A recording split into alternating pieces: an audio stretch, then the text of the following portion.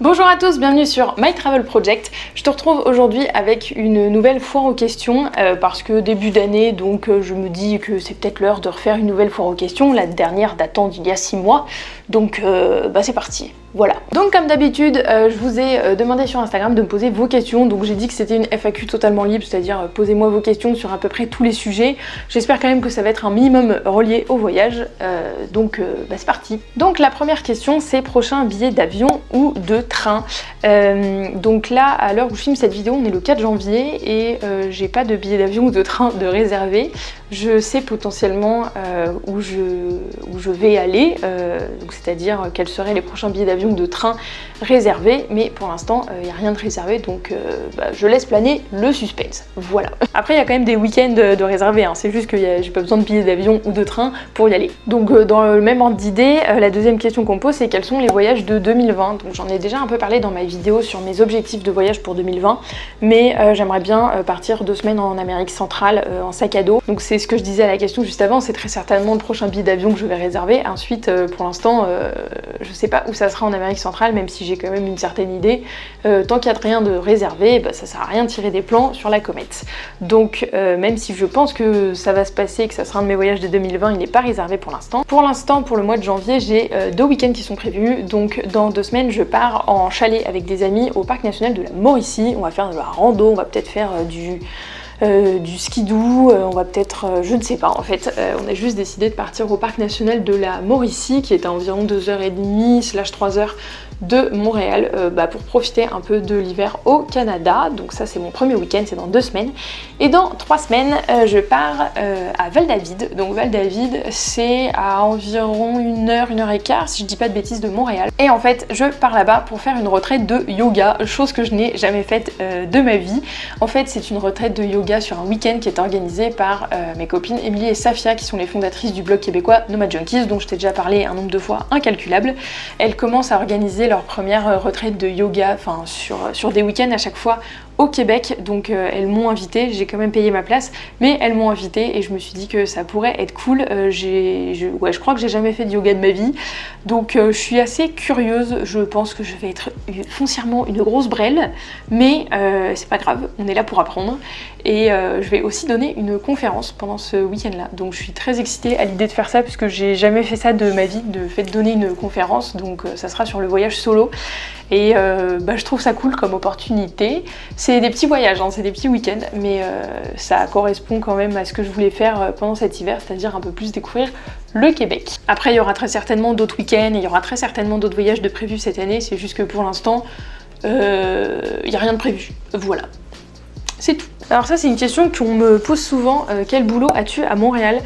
C'est pas que je peux pas répondre les gars, c'est juste que en fait je vois pas le rapport qu'il y a avec ma chaîne, pour parler franchement, c'est plus ça, et que aussi dans une certaine mesure ça correspond à ma vie privée, que l'entreprise dans laquelle je travaille a peut-être pas nécessairement envie d'être associée à moi et à l'image entre gros guillemets que j'ai sur internet. Après je peux très bien dire ce que je fais parce que c'est très généraliste, donc voilà, moi je travaille en logistique, après j'ai pas nécessairement envie de dire ni le secteur d'activité ni le nom de l'entreprise parce que je trouve que ça relève de ma vie privée et je pense pas que ça soit très pertinent par rapport au contenu que je propose sur ma chaîne, dans le sens où pour moi il n'y a pas de lien avec ma chaîne. Alors après je sais que c'est des questions qui sont posées avec toutes les bonnes intentions du monde et c'est souvent aussi pour savoir s'il est possible de trouver un job dans sa branche au Québec quand on arrive en PVT. Donc pour répondre en même temps à cette question, le boulot que j'ai actuellement ne correspond pas du tout aux études que j'ai faites et pourtant je suis très contente du boulot que j'ai. Voilà. Je sais pas quoi dire d'autre, mais en fait je vois pas l'intérêt en fait de dire exactement le boulot que je fais parce que je considère que ça me regarde moi. Mais donc voilà, je travaille en logistique et je pense que c'est tout ce que je dirais, non pas que ça soit un secret d'état ou quoi que ce soit, mais encore une fois, ça relève de ma vie privée et je considère que l'entreprise dans laquelle je travaille a peut-être son mot à dire sur le fait que j'expose le nom de mon entreprise sur internet ou pas, et même moi j'en ai pas envie dans tous les cas. Donc j'en resterai à ce que je viens de dire au niveau de mon boulot à Montréal. Alors, question suivante, pour une future expatriation, est-ce que tu privilégierais plutôt la destination ou la mission? Donc si je comprends bien, ça serait en gros, est-ce que je privilégierais le pays ou le poste qu'on me propose, en gros. Honnêtement, c'est compliqué parce que j'ai pas envie d'aller faire un boulot que je déteste dans un pays de rêve, et comme j'ai pas envie d'aller faire mon boulot de rêve dans un pays qui me tenterait pas du tout. Après, c'est vrai que je pense pas qu'il y ait vraiment des pays qui me tentent pas trop. Je pense que je privilégierais la mission parce que je suis quand même assez curieuse des pays de manière générale. Que j'ai pas d'a priori sur un pays en particulier, enfin d'a priori négatif dans le sens où je voudrais pas habiter là-bas, parce qu'après je pense que tout le monde a des a priori sur tout, donc je pense que je privilégierais plutôt le job qu'on me propose, donc voilà. Ouais, je pense que je privilégierais plutôt le job qu'on me propose. Après, si un jour j'ai l'occasion de partir dans un pays qui me tente trop sans pour autant avoir un job aligné là-bas, je partirai quand même, hein, donc voilà. Alors prochaine question. Ça m'énerve déjà. Tu as déjà pensé à faire de l'humanitaire comme moyen de voir du pays? Alors, en fait, il y a tout qui me dérange dans cette question. C'est pas du tout contre la personne qui me l'a envoyé, parce que je pense qu'il y avait que des bonnes intentions derrière aussi. Je sais que j'ai un avis très controversé sur la question, mais déjà on ne fait pas de l'humanitaire, et surtout pas comme moyen de voir du pays. Déjà parce que voir du pays pour voir du pays, je trouve ça un peu ridicule, et que l'humanitaire c'est un métier, donc on ne fait pas de l'humanitaire, on travaille dans l'humanitaire, et je pense pas que quelqu'un qui travaille dans l'humanitaire sur le terrain en zone de conflit en Syrie te dirait que c'est un moyen de voir du pays. Donc je pense que ça répond à la question. J'ai travaillé pendant 2 ans et demi en ONG, et pourtant j'ai jamais travaillé en humanitaire à proprement parler. Donc voilà, je travaillais en solidarité internationale, c'est 2 choses qui sont selon moi complètement différentes. Donc non, j'ai jamais pensé à faire de l'humanitaire comme moyen de voir du pays. Je pense que la personne parlait peut-être plus du fait de faire du volontariat ou quoi que ce soit. Je dirais que dans tous les cas, mon avis reste un peu le même en fait.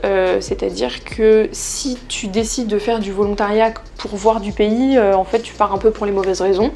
Donc non. Après, je suis déjà partie en volontariat, j'en ai déjà parlé dans plusieurs vidéos. Je suis partie en volontariat au Vietnam il y a 7 ans maintenant, enfin 6 ans et demi.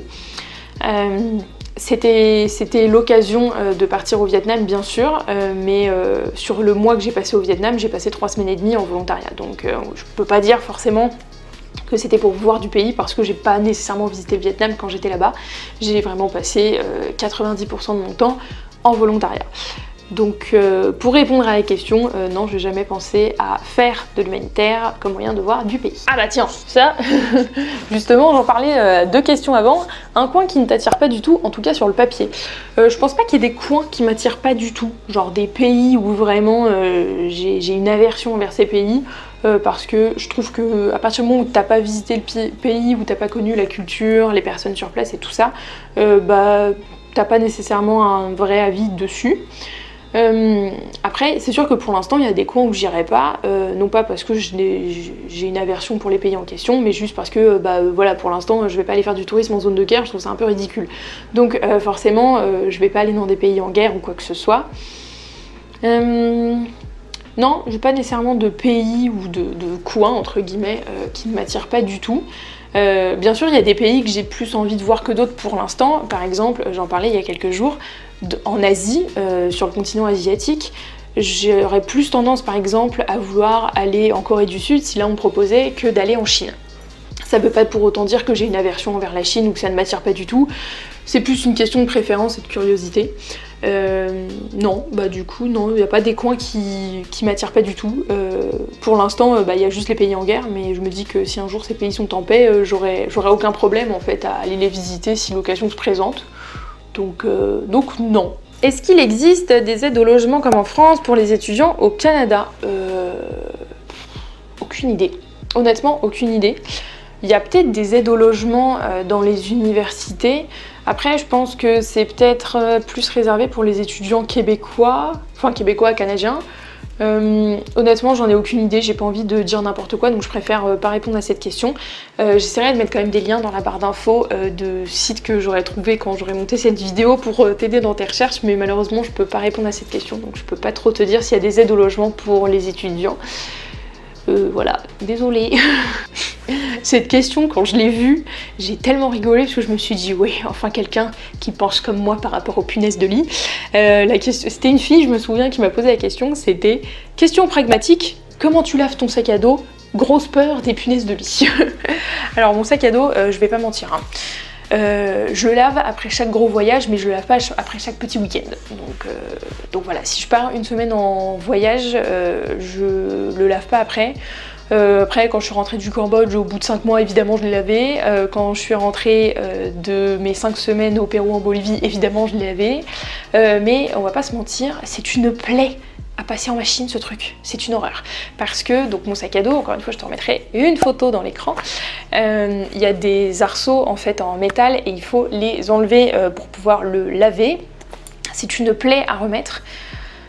Donc je le lave en machine, j'enlève les arceaux, mais c'est vrai que voilà, je le lave pas très souvent. Après évidemment s'il y a des taches, je vais le laver à la main et tout ça, mais le gros nettoyage c'est en machine, en enlevant les arceaux en métal. Je crois que le sac à dos c'est le truc le moins pratique à laver qui existe sur cette terre. Si tu as une autre technique pour laver ton sac à dos, s'il te plaît aide-moi parce que franchement c'est une plaie. Après je l'ai jamais lavé dans le but de me débarrasser de punaises de lit parce que heureusement, et je croise les doigts pour que ça n'arrive jamais, je n'ai jamais eu de punaises de lit. Sinon ce que tu peux faire pour te débarrasser des punaises de lit, c'est mettre ton sac à dos au congélateur parce que les œufs des punaises de lit et même les punaises en général ne résistent pas au froid et surtout au froid, aux températures négatives.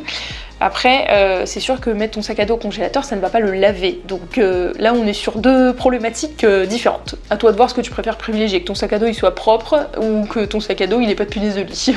Ah ça c'est ma petite Corane qui m'a posé une question. Corane c'est ma pote sur YouTube, elle a une chaîne voyage aussi que je te mettrai dans l'écran et en barre d'infos. J'adore les vidéos qu'elle fait, coucou Corane. Et donc Corane m'a posé une question qui est ton mentor, exemple sur YouTube, en gros un créateur que tu kiffes et que tu rates, dont tu rates aucune vidéo. Quand j'ai vu sa question, j'y ai réfléchi sur le coup et le premier nom qui m'est venu en tête c'est Christiane de Backpacking Bananas. C'est une anglaise, je crois qu'elle vient de Londres ou à côté de Londres et qui fait des vidéos de voyage mais depuis 5 ou 6 ans je pense. Qui est digital nomade aussi. Actuellement elle est en trip pendant 4 mois je crois en Amérique du Sud entre la Colombie et l'Équateur. Ses vidéos sont très bien montées, elle a une personnalité qui est hyper joviale, hyper solaire et moi j'adore ce genre de personne. Je trouve qu'elle explique très bien aussi dans ses vidéos qui sont un peu plus tuto face caméra. Donc je dirais Christiane de Backpacking Bananas comme ça. Et puis de toute façon moi j'adore regarder des vidéos en anglais, je regarde plus de vidéos en anglais que de vidéos en français sur YouTube. Après là il y a un autre nom qui me vient en tête plus du côté francophone, histoire de satisfaire tout le monde. Du côté francophone, quelqu'un que j'aime bien, une chaîne YouTube que j'aime bien suivre, même si en ce moment je suis un peu moins parce que j'ai moins le temps de regarder des vidéos, c'est les Mariole Trotter. Donc c'est Marion et Anatole qui ont un van et qui font la traversée de l'Afrique en van et leurs vidéos sont très bien montées, ils ont une qualité de vidéo et une correction couleur qui est magnifique à chaque fois et je trouve que ça a l'air d'être un couple qui est hyper posé, hyper doux et je trouve ça hyper relaxant en fait comme vidéo, même si il y a quand même parfois beaucoup d'actions, il se passe beaucoup de choses dans leurs vidéos, ils sont quand même en voyage en Afrique donc on se doute bien que ils sont en voyage, il y a toujours des trucs qui se passent. Ils sont très doux en fait je trouve dans leur manière de parler, d'aborder les choses parfois et donc c'est super cool. Donc voilà, c'est vraiment les deux côtés. Côté anglophone c'est Christiane de Backpacking Bananas qui est hyper joviale, hyper solaire et côté francophone je dirais les Mariole Trotter qui se complètent bien en fait je trouve avec Backpacking Bananas. Donc voilà, j'en ai donné 2 pour le prix d'un. Alors cette question les gars, je la reçois tout le temps et pourtant j'ai l'impression d'en parler tout le temps, c'est t'as fait quoi comme études? Donc je sais pas, peut-être que je l'ai mal expliqué dans une vidéo, j'en sais rien, donc je vais faire un petit récap. J'ai fait une licence économie sciences politiques en université en France et après j'ai fait un master en études internationales avec une spécialisation en coopération, développement et économie à l'université de Montréal, donc à Montréal au Québec. Voilà pour mes études. Alors on me demande c'est quoi tes projets 2020 pour te créer des souvenirs inoubliables du coup. Grosse référence à la photo que j'avais postée juste avant sur Instagram où je disais que j'avais très envie de créer des souvenirs inoubliables pour 2020 et où je vous souhaitais de vous créer des souvenirs inoubliables pour 2020. Au niveau des projets, projets de voyage, j'en ai parlé dans ma vidéo de mes objectifs voyage pour 2020.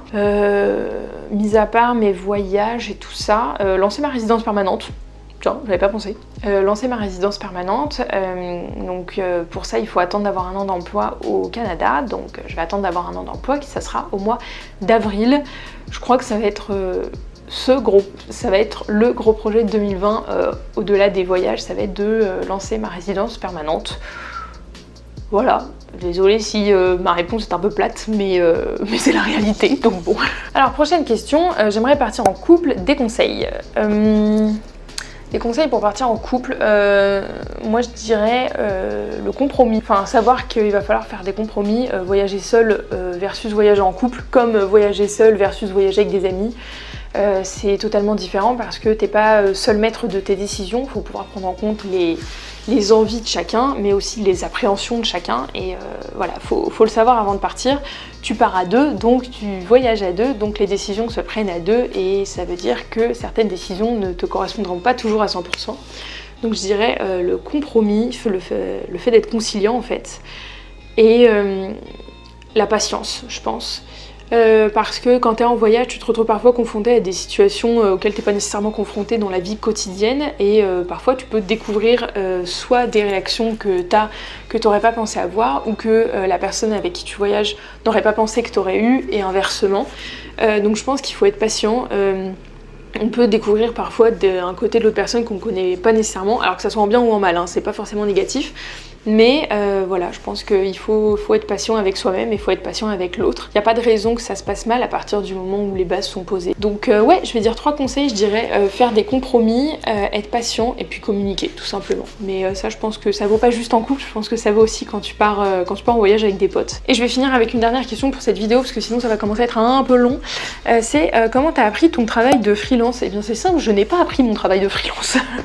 Voilà. Non mais je déconne, mais en vrai c'est vrai, j'ai pas appris mon travail de freelance, que je pense que on n'apprend pas à être freelance déjà. Après, si tu parles plus de mes compétences que je vends en fait en tant que freelance, donc si tu ne le savais pas d'ailleurs, en tant que freelance, même si c'est plus du tout mon activité principale maintenant, je fais aussi bien de la rédaction, de la traduction, de la communication marketing, que de la création de contenu. Et pour tout ça, je suis autodidacte, c'est-à-dire que parfois je fais des traductions d'articles, j'ai pas de diplôme en traduction, mes clients le savent, et mes clients savent le niveau en fait auquel ils peuvent s'attendre avec moi. Je les préviens direct, hein, s'ils veulent que je traduise un texte juridique ou ce genre de choses, je leur dis direct que je peux pas le faire parce que j'ai pas les compétences pour. Pareil pour tout ce qui est communication marketing, j'en ai fait quand même dans certains de mes autres stages, donc je peux pas dire que je suis totalement autodidacte parce que j'ai quand même fait des stages en communication marketing.